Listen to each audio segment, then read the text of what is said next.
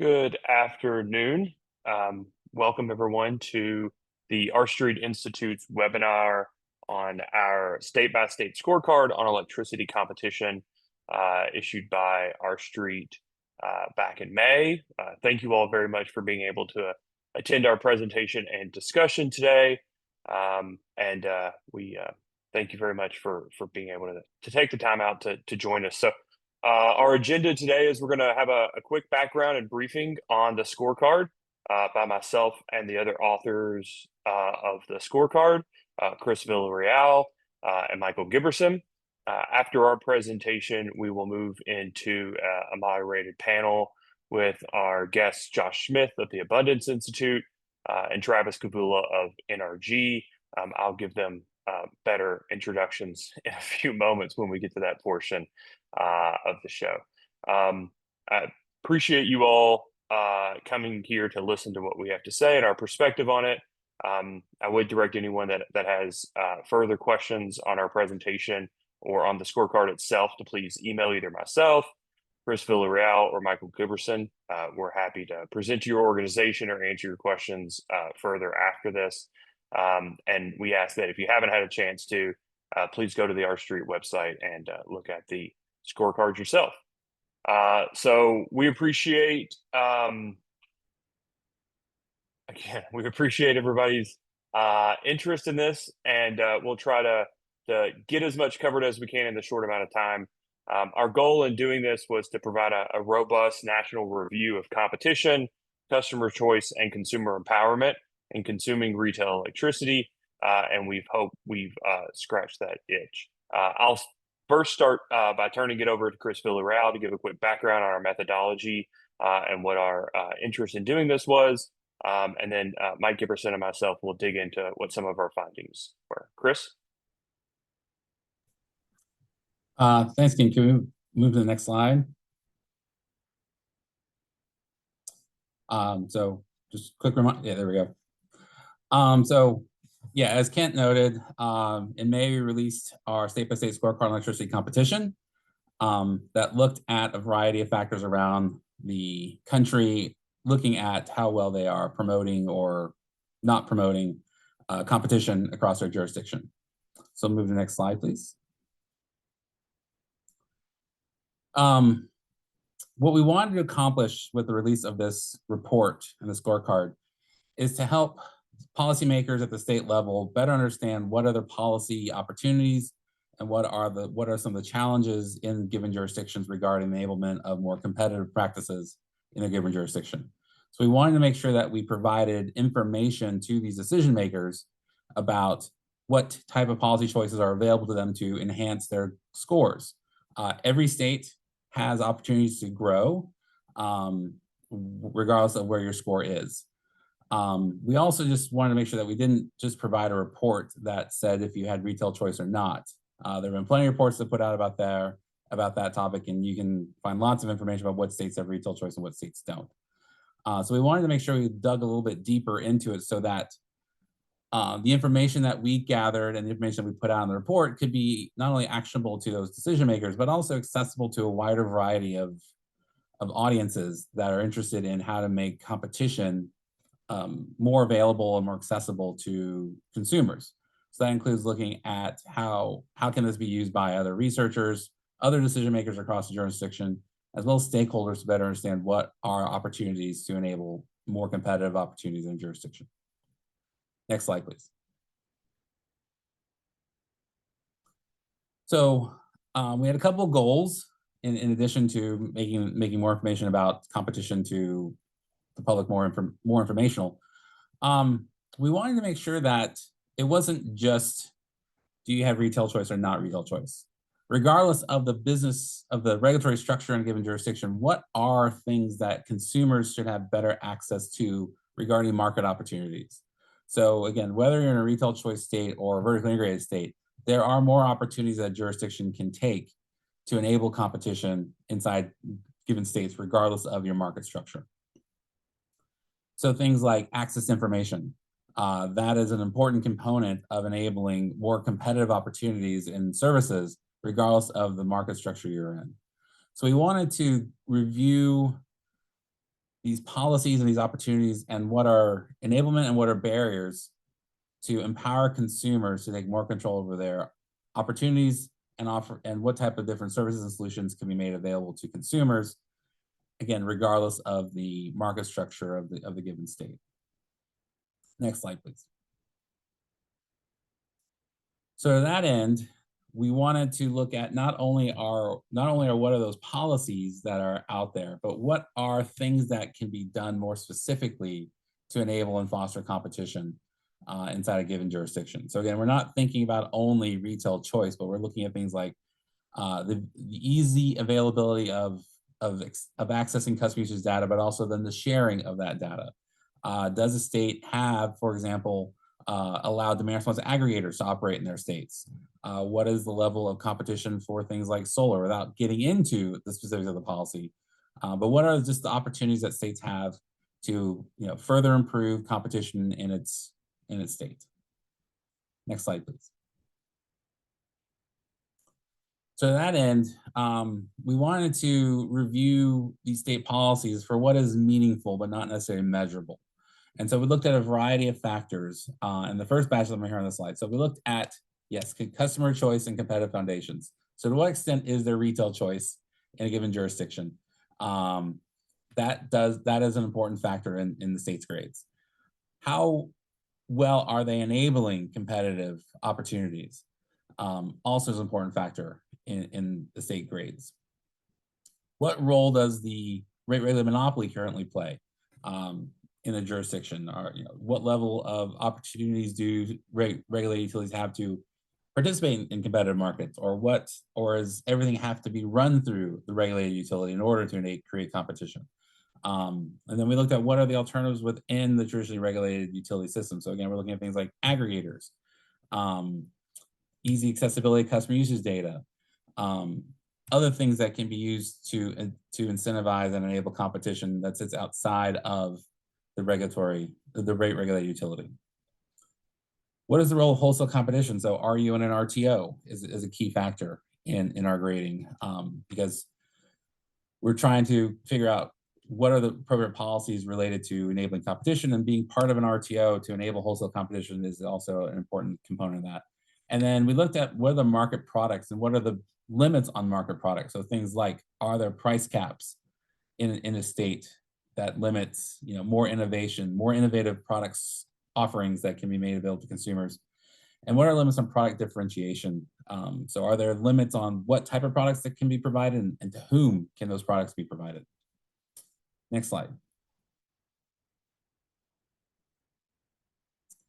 So we also looked at a number of other things. And so one of the components that I want to point out here is that when we did a lot of this research, we didn't just look at, we looked at a variety of places. So we looked into state PUC web pages, we looked into energy office web pages, we looked into consumer advocate web pages, and we looked into utility information, because we were really trying to get more information about more of the detailed components of electricity service. So we looked at, does the state have smart meters, and is the smart meter data easily accessible and shareable? What's the level of customer education that's provided by the PUC or consumer advocate or energy office to enable competition? And what level of accessibility, and how easy is it to access the information by the consumer? Does the state PUC have staff dedicated to provide some amount of oversight over retail markets? Does the state have a state-funded utility consumer advocate? And lastly, and perhaps this seems a little odd to think about this in a robust competitive framework, but how easy is it to file a complaint with your state commission? And how easy is it for consumers to find information about complaints? And how easy is it for the consumer to file a complaint? So one of the things we try to put ourselves in the feet of the consumer, and spent some time on PUC web pages to try to figure out, if I'm a consumer, how do I file a complaint? Is it easy? Is it hard? Is there any information available? So some states had really robust web pages about the number of complaints, complaint trends, and the types of complaints, as well as where they are in the process of the complaint. And other states had very little information. Next slide, please. Because it has been asked of this scorecard, it's important for us to note that we aren't looking at prices or the reliability measures associated with competition. So again, we're not thinking of competition simply in the forms of do you have retail choice or not. We're looking at it more holistically beyond just retail choice or not retail choice. So as a result, since we're looking at things that are more meaningful, we didn't really look into whether competitive markets do or do not provide cost savings. There are plenty of research out there that are out there about those discussions. We also did not look at whether retail choice does or does not enhance reliability outcomes. Again, there are plenty of reports out there looking at it. What we wanted to look at again was what level of support do states have to enable competition, again, beyond just do you have retail choice or not. We wanted to look at what is the ecosystem of a given jurisdiction and how well do they support customers to provide customers the opportunity of additional services and products beyond what is otherwise provided. And then we looked at those, we looked at what our research provided and came up with our grades. And I'll go to the next slide and hand it off to Mr. Giberson to talk about those grades. Okay, so my expectation is as soon as this slide comes up that every viewer has their, they live in a state or they have connections to a state. And so I'll just pause for a second. You can look up your state or other states you're looking in and you get a sense of how well we thought your state was doing in terms of setting up a good foundation for competition, enabling competition and its beneficial effects in your state. So when we, after we went through this process, we actually, as suggested by Chris, we spent a lot of time, sort of digging out information on each of these states, trying to, collecting it all, trying to make it sort of comparable across states, and then, ultimately, sort of assessing a grade as an indicator of sort of how well a state's doing in the different ways they can adopt policies to promote competition. And again, competition is not so much a goal as a means to a goal of making a more sort of robust, resilient, effective electric power system, right? We want this corner, very important corner of the industry, of the economy to work well. And we think that, competition promotes innovation, which is good, promotes efficient resource uses, which is good, right? So that's why we want to promote competition. And retail choice is part of it, but there's much more to, many more ways you can inject competition to different corners of the electric power industry than just retail choice. And so, so again, that whole list of things that we look for information on and that we tried to assess and put into these grades. After we did all that, we sort of broke these down into 4 categories listed here: the healthy competitive states, the unhealthy competitive states, the relatively good closed states, and then those with the greatest opportunity to improve. So next slide. And here's that same information, just sort of arranged geographically. It does provide you some more sense about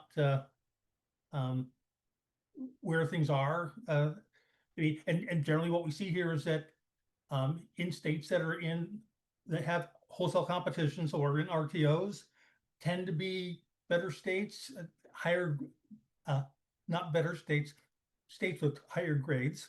And states in the Southeast, in the West, particularly, tend to be a little weaker. It's not an absolute. One thing that also stands out here, which you may not have noticed before, is that we did not grade Nebraska. We were primarily looking at policies implemented by states that affect the regulation of vertically integrated utilities, which serve most of the electrical load in the country, at least, serve Nebraska is entirely served, customers in Nebraska entirely served by public utility districts, not by vertically integrated investor-owned utilities. And so our approach just doesn't give us a good picture of Nebraska, so we left it out. Next slide. So here are the healthy competitive states. Now, as you may have noticed in the previous slides, Texas got our highest grade. Probably not much of a surprise to anyone who follows these issues. But even Texas, right? Notice that last bulleted point, even Texas has room for improvement.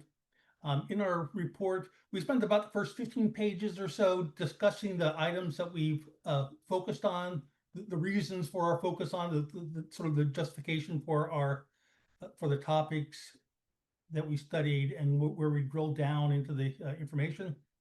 And then we've got, another 50 pages, 51 pages, no, I guess 50 pages, 50 states minus Nebraska plus the District of Columbia.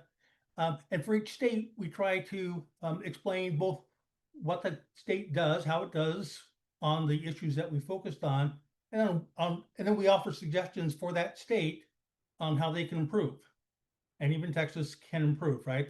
They have a robust, competitive retail choice market for many of their consumers, but not all Texas consumers can participate. So obviously that's room for improvement. There are other ways in which the Texas market can improve. Other states doing relatively well, DC, Illinois, Ohio, Pennsylvania, Delaware, Maine, Rhode Island, all these states have retail choice programs. They're working somewhat well and they all can improve. Next slide. Yeah. Thanks, Mike. I'll take over from here. And I talk about that last slide for just a second. Rhode Island has probably my favorite shopping website. They have very few offers, right? So it's like the Lord giveth and the Lord taketh away. Whatever benefit or positives they have, states can quickly erode them with limitations on other items, and that certainly materially affects their score. In addition to the healthy competitive states and then the unhealthy competitive states. Sorry, Mike, go ahead. Actually, finish this up. Sorry, I got a slide ahead of me. Yeah, we all worked on this. We can all probably talk about every page in the report and every page in the presentation. But here, just again, these are we actually sort of get into a mix. Now, obviously, our street, we've been proponents of retail choice for a long time, and if you've got a good retail choice program, that's going to boost your grade. But you see here, there's actually a mix of states that are both retail choice states and states without retail choice, states like Virginia, for example, California, they've got some, Colorado, Michigan, no or not so much. Maryland had a reasonably good retail choice program until just recently. They've passed laws that basically, all but ended the residential retail choice market as a practical matter. We may discuss some of these issues a little bit more, right? But again, these are states that they've got some good things going on. They've got a little bit bigger problems than the healthier competitive states. And again, in our report, we sort of try to find ways to celebrate what they're doing well and to recommend they make improvements. Next slide, and I'll turn it over to Kent. Yeah, thanks, Mike. Sorry about that. So in addition to the states that are generally open or have additional competition, we wanted to identify those states that are still vertically integrated, that don't necessarily have as much choice as the Michigans or the Virginias, but still have done things well when it comes to either empowering consumers by giving them actionable information or giving them opportunities to express their choice or preferences otherwise. So a few of these states here, I think about Hawaii. I've got to say, I think Hawaii has maybe the best DER policy, distributed energy resource policy in the country, where they give an outsized opportunity for consumers to be able to maybe not procure their electric generation from a alternative supplier, within their service area, but they definitely make it a lot easier for consumers to self-generate, for instance, and be able to find alternative ways of expressing their preferences in consuming electricity.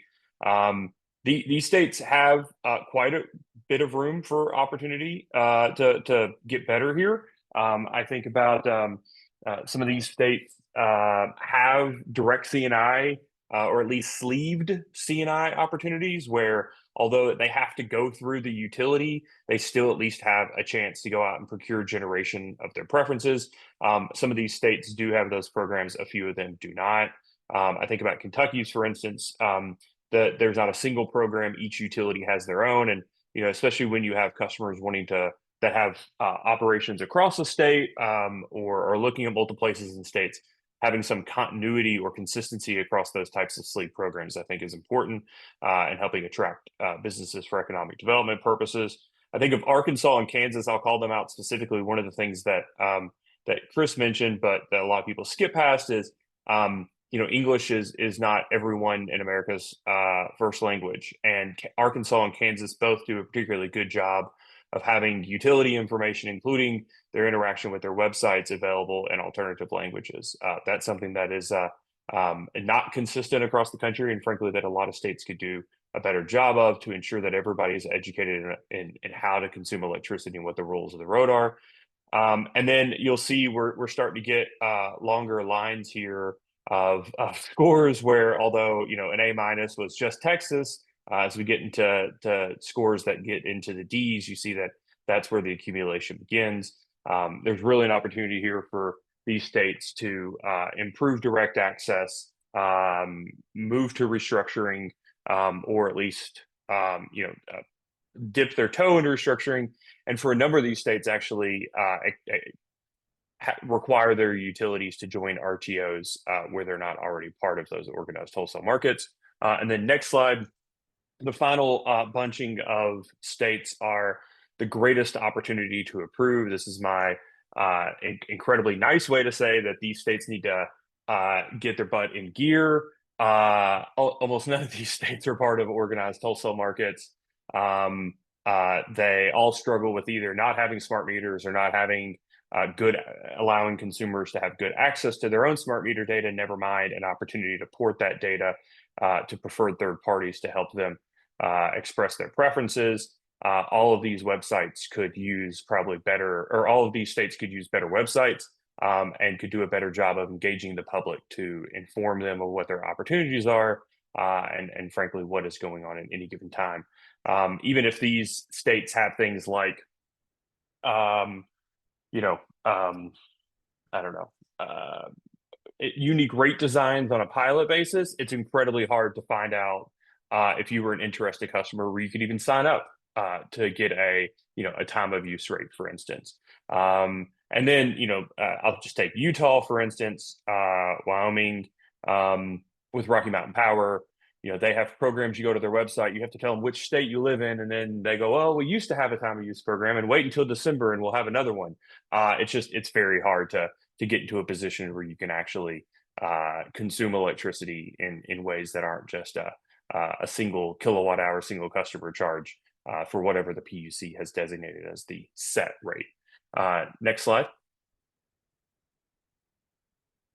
As I mentioned at the outset, for anyone that's interested that has questions on the scorecard, our methodology, whether you need a copy of it, we'd ask that you please email myself, Chris Villarreal, or Michael Giberson. We're happy to speak with you about it, happy to answer any questions and provide additional information. Yeah, so that's it on the background of the scorecard. Thanks, Mike and Chris. We're going to now transition to a moderated Q&A with our guests today. First is Josh Smith with the Abundance Institute. Josh is the energy policy lead at the Abundance Institute, where he focuses on creating energy abundance through energy innovation. And Josh is based out of Utah. We also are joined by Travis Kavula, this is not his first time engaging with Star Street. Travis is the Vice President for Regulatory Affairs at NRG, where he leads that company's retail and wholesale gas and electric regulatory policy. Travis is, of course, an R Street alum and a former commissioner at the Montana Public Service Commission, and was president of NARUC. We were originally anticipating being joined by Marissa Gillette, the chair of the Connecticut Public Utilities Regulatory Authority. Marissa is unable to make it, as is made its way through the press. Marissa has decided to depart from the Connecticut Commission. And first, we originally thank her for agreeing to do this, and very sorry that she's unable to make it. And we also thank her for her time at the Connecticut Commission, doing a real yeoman's job of trying to implement some very tough legislation in that state to regulate utilities differently. We wish her all the best in whatever her next endeavors are. So first, I'll turn it over to Josh and then Travis to sort of give you an opportunity to give your take on the scorecard and what your thoughts were when you initially read it, and how you perceive its usefulness might be. Of course, and thank you for having me. I'm Josh Smith. I run the energy policy work for the Abundance Institute, and my simple one-liner I put in everywhere is prosperity is energy intensive. So let's make it easier to build and leverage energy in our everyday lives. In terms of the scorecard, the cheeky way I'll put it here is that this is a great representation of all 50 shades of gray of retail choice, right? I think when most people run into this, they think, well, it's just Texas that's done it right. And it's just a niche program that only Texas has figured out how to leverage and make an effective way for consumers everywhere to choose. And if you want to see the Steelman case for that, you can go to powertochoose.org and you can plug in 70540, which is for Garland, Texas. It's a suburb outside of Dallas, and you can see all 150 plus plans. Walk through the website as Kent and Mike advised to figure out how the program could work. And I cut my teeth in the renewable portfolio standard debates. And so I love being able to show people, oh, look, we could avoid this whole conversation by each individual consumer could pull their little slider along and say, I would like to pay for 100% clean electricity. And that's, I think, a huge part of the promise, and why I think every state legislator should be working on and thinking about these kinds of options for their state's utility commission, for their state electricity market design, and how they work with regional markets, because it should solve and prevent a lot of those debates from becoming never-ending back and forth debates about the value of rooftop solar and the whether or not the RPS should be 20% or 80% or, heaven forbid, 100% by 2040 or whatever the most restrictive ones are now. But instead should be about centering consumers and centering those choices as the right way forward. So thanks again for having me, and I'm excited to keep chatting. Yeah, thanks, Josh. Travis Kavula here for NRG. And we serve about 8 million customers in these retail competitive markets in gas, electric, and energy services. And this is a really timely topic to be discussing right now. I mean, there are affordability challenges across the United States related to people's energy bills. I have to tell you that many consumers do not feel empowered. They don't feel that they have the tools available at their disposal to manage their bills and protect themselves from rate increases. And effective policies of customer choice can help them do that. I know as a consumer personally that I signed a 5-year long fixed rate contract that protects me from price shocks using my power to choose, a choice that ironically in the name of customer protection, the state of Maryland then subsequently removed, which is all the reason more to justify a low grade for them on the scorecard. But really, in order to make all of this work, we need to have demand be a more co-equal participant across from supply. I think this whole country has seen supply chain challenges in the energy sector and a real rapid escalation of current and certainly projected demand growth in this industry. So it takes two sides of a market to make it work efficiently, and demand has long been neglected as a participant. And in order to unlock those demand achievements, you really do need some form of retail competition, because it's that policy framework that allows companies like mine to go out and market products to customers to flex their demand and to be more active participants directly or through automated systems in these markets. I think a lot has been mentioned already about how this is not a dichotomy.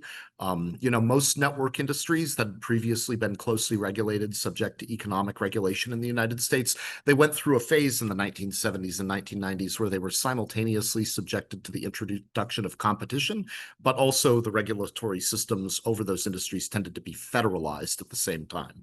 That did not happen with electric power, to put it mildly. And so it's not as simple as the dichotomy of regulated versus competitive. There really are, as Josh said, 50 shades. And I think the scorecard acknowledges that, does a really good job grappling with the practical realities on the ground. I have to say, there's really never been a study like this. And it really represents an almost generational effort to write down and put into a single report the dynamics around customer choice in the power market, which is no easy thing to do. So my sincere compliments to Kent, Michael, and Chris for pulling this off. I know it was a significant endeavor, and I think it'll have a very long shelf life and undergo, hopefully, many iterations to help guide policymaking in the future. Look forward to the conversation. Yeah, thanks, Travis. And Josh, I'm just curious, with your all's appreciation now for the attributes that we were specifically looking for in conducting the scorecard, if you all have any states that you think have made recent positive or frankly bad moves with respect to those attributes that you think ought to be considered or maybe were considered in setting the score. I mean, any states that come to mind going in the right direction or wrong direction in your all's experience? Josh, I'll start with you. I think the state that I always love to trumpet when I'm not trumpeting Texas is Utah, where I'm at.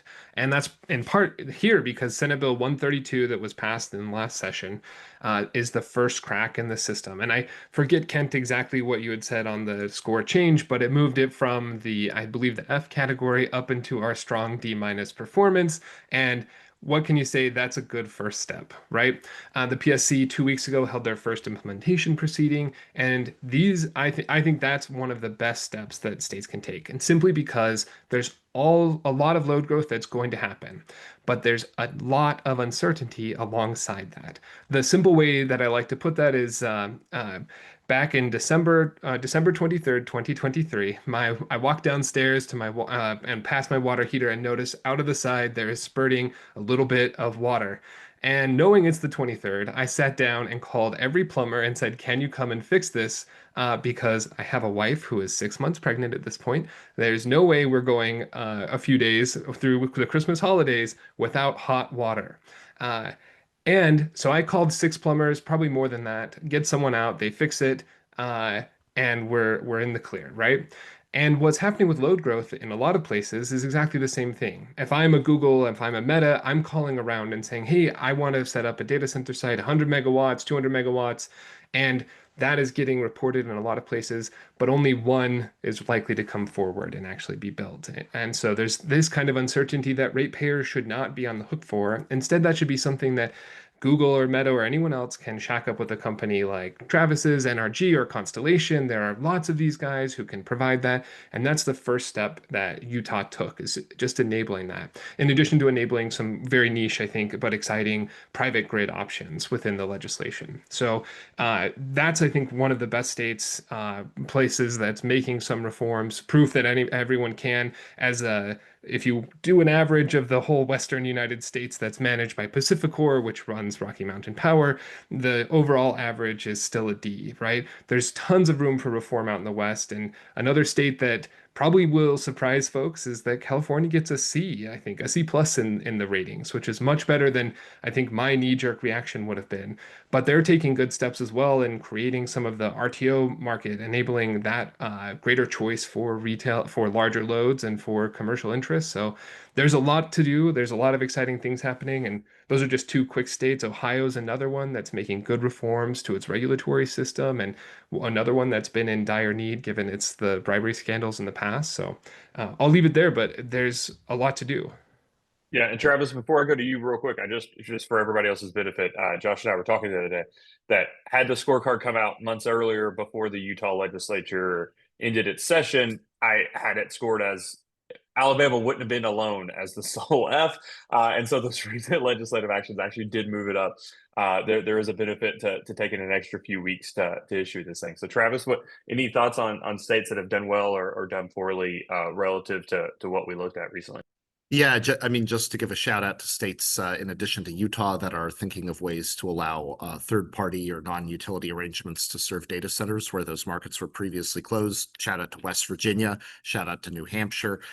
They haven't done the thing that Utah is doing, where you allow that power to be served to data centers kind of out of the wholesale market generally, but they have allowed for the formation of microgrids, kind of private utility systems, in order to serve those large loads. A lot more progress to be done. It remains to be seen whether that's really a plausible business model.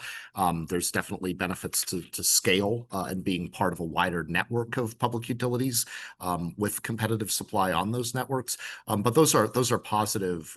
That's positive momentum, and I think policymakers are almost starting to view these questions of retail choice for large data centers as sort of fitting within the framework of customer protection for reasons that Josh had said, because you really don't want your monopoly utility fighting out of the pocketbook of a captive base of ratepayers to try to chase speculative load growth. It is much better to expect, in the first instance, an arm's length contract between a competitive supplier and a data center, neither of which has recourse to a captive base of customers in case that deal goes wrong or sideways. On just addressing a little bit more on the residential side, definitely Massachusetts deserves a shout out. They have relaxed the restrictions on so-called municipal aggregations, which used to only be able to serve kind of plain Jane energy products. Now they're able to sell through the municipal aggregation value-added hardware that enables demand flexibility. Massachusetts is also in the process of installing advanced metering infrastructure, though, as we'll talk about later, that is a mixed bag in terms of whether they decide to flip the on switch to the significant investment in hardware they're making. Pennsylvania is finally getting serious about using its long-standing energy efficiency programs to try to bolster the competitive retail market rather than just kind of be giveaways of devices at the hands of regulated utilities. And then you have a couple of wholesale market developments that are broadly positive to demand activation. Josh has mentioned one, the advancements in Western markets. That's very encouraging. We now have a marketplace in the West that sends real-time locational price signals for energy, and the long-term importance of that can't be understated in terms of how resources are brought online, and you're moving toward an even more robust market there as well. The final one I'll call out is the Southwest Power Pool, SPP, which really was a market that lagged significantly behind in incorporating demand-side resources into its market. Because of the resource adequacy, the supply-side challenges all these markets are now facing, they've finally gotten serious about that and seem to be taking steps to incorporate demand on a more nimble basis for their resource adequacy and reliability purposes. So, but broad achievement across the spectrum, and a lot of momentum on a lot of these different threads that you could pull out of the report. Yeah, so let's just go ahead and skip ahead to something, Travis, that you mentioned, which is sort of making the most of investments that captive customers are already paying for, and which regulators are often sold on a lot of promise, and then the utilities lack in implementation.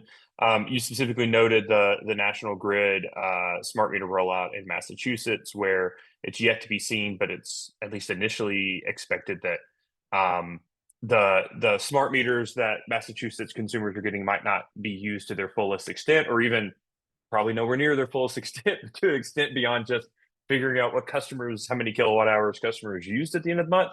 I'm curious if you have thoughts. I mean, you've written the paper, "Why is the smart grid so dumb?" For published by eSig before. So I'm curious if you have thoughts on relative to what we were looking at access to metering data, empowering consumers for unique opportunities to, whether it's product differentiation or whether it's, demand opportunities, or whether it's just having their retail, consumption reflect, at least be considered relative to wholesale market pricing. Curious, you have thoughts there on getting the customers getting the most out of the assets that they're already paying for, and expressing their choice or engaging in competition. Yeah, so think of it from the perspective of a business model like ours, a retail supplier or our customers. If we're going to be encouraged to make investments in smart thermostats or home-based battery systems or other distributed energy resources that are capable of flexing consumer demand, it's important that the meters that are being used to financially settle our customers' transactions relative to upstream wholesale costs actually record the achievements, the flexing of demand as they occur on an interval meter read basis. And shockingly, despite investments in hardware that are capable of doing that, many utilities have just not spent the incremental operating expenditures necessary to turn on the software to allow the hardware to do that.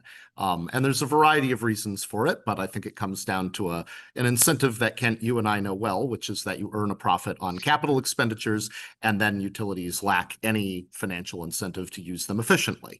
And so we're left in many service territories, and unfortunately, this is the situation where Massachusetts appears to be landing. Hopefully, they'll correct course, where despite spending hundreds of millions, billions of dollars ultimately in this hardware, you're still going to be using hypothetical load profiles to settle actual customers' demand.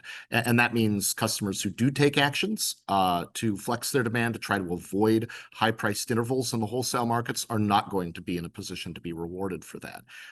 That's especially acute in a place like Massachusetts because it is one of the states with the highest level, if not the highest level, other than Texas, of residential retail switching. At this point, more than half of customers in that state are served by municipal aggregations rather than the incumbent utility. But those retail suppliers, cannot gain any advantage for the demand side investments that their customers might make. Instead, to the extent there are distributed energy resources and demand side investments, those continue to be locked up through regulated utility programming and not really fully optimized in relation to energy costs or capacity needs in the overall market. So this is a patchwork. Some states do this pretty well, but even in a state like Pennsylvania, which scores a B+, there are some utilities that actually settle demand based on AMI accurate reads, and there's some utilities that still use the hypothetical load profile. So maybe rather than 50 shades of gray, it ends up being 200 shades of gray because it is almost a utility by utility practice. And I think as listeners can appreciate, that makes scaling up these distributed demand side business models extremely difficult at a time when you really need more performance organically out of the demand side. So there's definitely things people can do, beginning with turning the on switch on to smart meters, but also trying to achieve some scale. One of the things that Texas has done that's been very successful is that it has a central repository of metering data called Smart Meter Texas. And any retail electric provider with the consent of customers can access that database in order to enroll customers onto contracts. Massachusetts has actually conceptually authorized the same thing. And then California has also talked about taking that approach as well. That's something you can do again to achieve sort of a digital repository that allows business models to scale up when they would otherwise face really significant barriers and transaction costs otherwise. So on this, I'll just, I guess, ask a related question first to Josh and then to Travis. I'm curious if you all have any thoughts on suggestions when reading the scorecard, suggestions that would have the effect of raising lots of state scores at the same time, sort of a consistent recommendation or a single suggestion you think would sort of be the tide that lifts all boats, that you see that a common shortcoming across a number of states, whether they're generally homogenous or not. I think I'll jump in quick first because I think I've already touched on one major aspect, which is the whole Pacific Core region is already interconnected. It earns a D when you average it all together: Idaho, Wyoming, Utah, Oregon, Washington, California. But if these states were actually better integrated through the kind of regional transmission operator system that we see out east, we would see, I think that would be a major step up for each individual state. And we've already seen some of the minor benefits, right? They've been large, in terms of what consumers are seeing in savings throughout the West through the energy imbalance market, but we could see a whole step change, a whole order of magnitude more benefits and better efficiencies of generators. That we get the people who are bad at their jobs to retire. We would get more people to come into the market, and we would get that at every level. Whether it's in Utah, for example, the Smart Watt program is capped at some megawatt level, but if we had access to a wider market, there'd be even more demand to come in, just like people are in Texas and throughout other RTO areas, come in, establish VPPs, get consumers engaged in the electricity market where there's money to be made. So my pitch to most states has been, let's figure out a way to work together. These RTOs are like a free electricity market. That's been a hugely benefit throughout American history, that states have been disallowed from creating trade barriers, and an RTO is the same way of realizing those first steps of the benefits of trade. And I guess I'll offer up a couple of ideas just on the residential customer side to try to reduce transaction costs and encourage shopping in an active way for places that already have retail competition.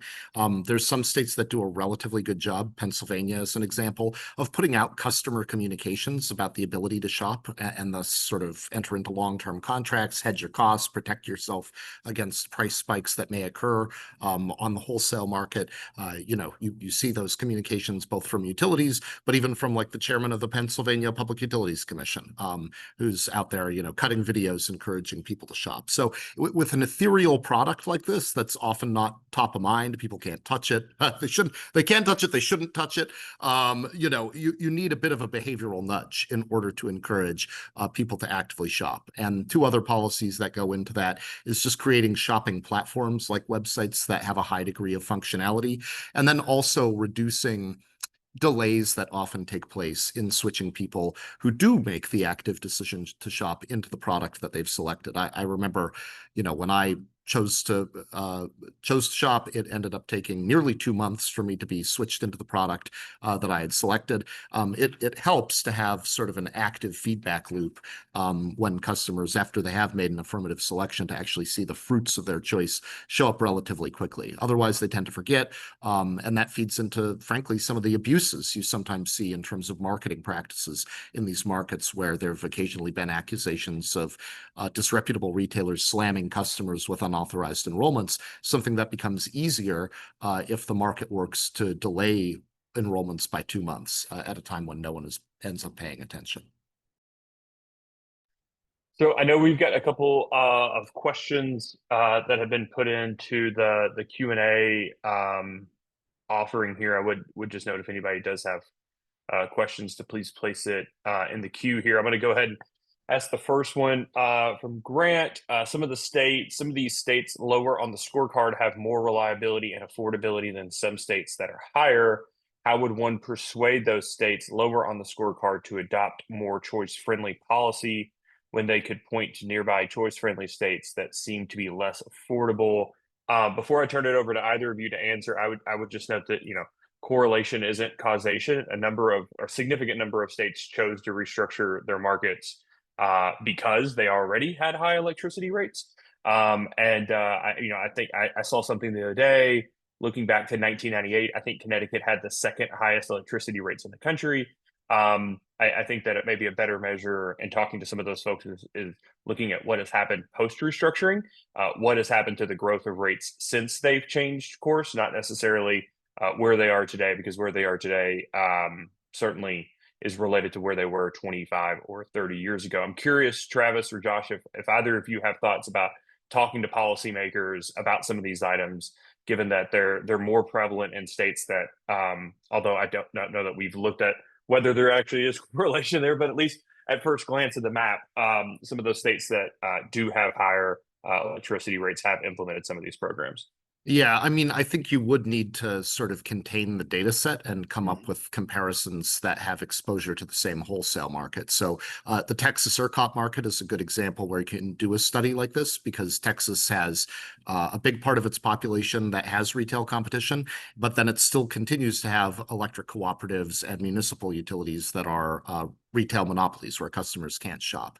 And when you look at the dawn of competition to today, and there's a great Baker Institute study that's a few years old on this, you see the prices trending in the right direction. You see retail choice areas having more cost discipline associated with the ultimate price of consumer electricity, and then you see inclining prices for the monopoly areas. So once you sort of assess the same wholesale market, I think you can reach affordability determinations on a more apples to apples basis. The same kind of comparisons can be done generally with, to some degree, with reliability. Again, I think most reliability is going to be driven by the distribution system, which in any of these models is going to be a utility regulated monopoly, unless you do have a microgrid. So that the study can't speak to those issues. It can speak to the incentives of who owns generation, and to the degree that the marketplace for generation has been restructured. You do see a fair degree of reliability with and performance of those units. Again, during Winter Storm Uri in Texas, the power generation that was owned as part of the competitive power market had a lower rate of forced outages than the equivalent set of power generation that was owned by the monopoly utilities. So I don't think the theory holds that competition erodes affordability and reliability, though of course the scorecard doesn't purport to speak to that, and I think our street is wise to give a disclaimer around that. Yeah, Josh? Travis hit almost everything I was going to, so let me put a fine point on it. One is 8 out of 10 outages have to do with the distribution system, right? So that's the core problem for reliability in almost every case. Our street has a great paper on, I forget if it's 14 or 12 ways to shore up the bulk power system, but for consumers who have an outage, 8 out of 10 times it's because the local utility didn't trim the tree branches or there was a huge storm. And you can take a look at the Sadie and Scafee numbers. They show almost no variation year to year if you take out the major events like hurricanes and tornadoes and major weather events. So on reliability, I think the overall story is there's very little difference if you take out the major storms. And then on costs, I think Travis's point is exactly right. I was going to mention exactly the same Baker Institute report. And because I know Grant Patty is an economist, I'll put it this way, that the efficiency improvements are really what drives a lot of the benefits of choice. So you see better actors succeeding in the marketplace. In the Baker Institute report does this really well. And to some degree, I think perhaps those of us who have been advocates of retail choice oversold the price benefits that consumers would see. I think perhaps that reflects more of our we have yet to get consumers fully engaged in the choice side and enabled via distributed energy resources to see those benefits. But there are huge benefits in terms of the right kinds of plants closing, and you see some protectionism happen with state utilities. So in the case of West Virginia, for example, 3 merchant coal plants, I forget exactly what year this was, but I think around 2012 or 2015, these 3 coal merchant plants moved into the rate base. Well, you might wonder why that is, but it turns out it's because they're not competitive in the market. And so you put them on the ratepayer, those ratepayers don't have a choice, and coal interests get to, as an organized body, get to collect income and rents from the unorganized average West Virginian, like poor Michael Giberson here. Yeah, or thanks for rubbing salt in the wound, or the Kentuckians who own half of the Mitchell plant, which was one of those rate-based opportunities. I do just follow on to something you said, Josh, since we're shouting out institutes here. Another, I think, helpful study in this regard was the Buckeye Institute's study a number of years ago, where it looked at yes, there was a significant benefit of restructuring and wholesale competition, but it didn't necessarily make its way into retail customers' bills because of the way the transition occurred. That retail regulators and policymakers allowed utilities to not have to divest from generation, but instead pass along their wholesale losses so that customers get none of the wholesale market benefit. And so, just as we're shouting out institutes for fine economic studies. I do. I'll come back to Deanna's in just a second. I want to go to James Downing's questions. Can either of you talk about what went wrong in some of the states like New York or Maryland that used to have some more active markets and pulled back, and how to avoid that? Before I turn it over to Travis, because I know he has opinions on this one, I would say that one of the things that we called out in the study that we feel is important is active retail market oversight.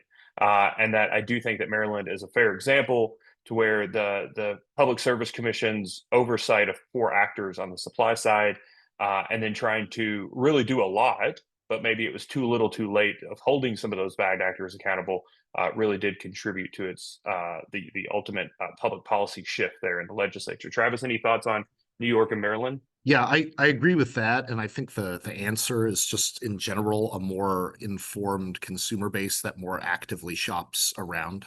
I mean, there have been other policy interventions where if a customer is on a fixed term contract with a fixed rate, that there are notification requirements that their rate is about to expire and go to a variable rate, and they receive several notices under the law. I think those improvements that try to increase customer awareness and to promote active customer shopping are a lot better at remedying these problems than just taking away customer choice. Because now the problem that that both Maryland and New York face is that the appropriate remedy perceived for this was basically in Maryland's case to take a number of steps that cumulatively shut down the market. And so now, ironically, basically all residential customers in Maryland, except for people like me who have grandfathered long-term contracts, are basically strapped to the roller coaster of volatile wholesale energy market pricing, which interestingly is giving Maryland legislators heartburn that they could have prevented by encouraging more active shopping and more long-term contracting. New York, similar dynamic. They chose to cap their prices based on a 12-month look back of where pricing had been, but that is basically put beyond the reach of customers any products that have a slightly higher rate than historical pricing, but would still constitute an important insurance policy and protection relative to where energy pricing is going, which, by the way, tends to be up in the current moment.